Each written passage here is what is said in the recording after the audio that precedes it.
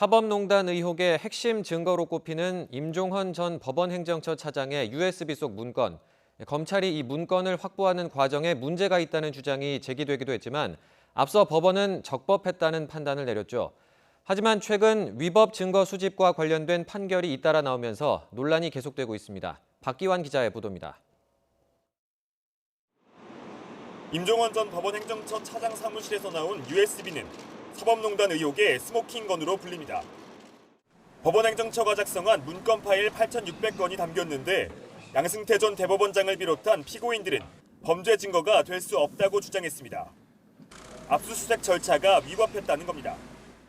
우리 법은 독이 있는 나무의 열매에도 독이 있다는 이른바 독수독과 이론에 따라 위법하게 수집된 증거는 입증 능력을 인정하지 않고 있습니다. 하지만 받아들여지지는 않았습니다.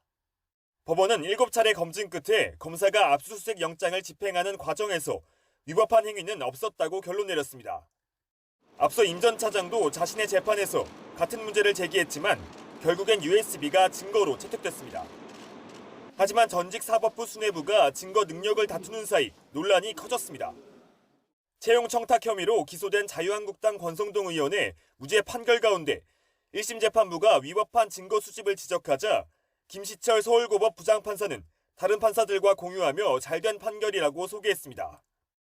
같은 법원의 차문호 부장판사는 헌병대와 옛 기무사령부의 위법한 증거 수집을 이유로 내린 무죄 판결 이유를 강조한 보도자료를 이례적으로 내기도 했습니다. 특히 사법농단 연루 의혹을 받은 두 고위 법관이 관련 재판을 의식해 미리 포석을 두는 게 아니냐는 지적이 나왔습니다.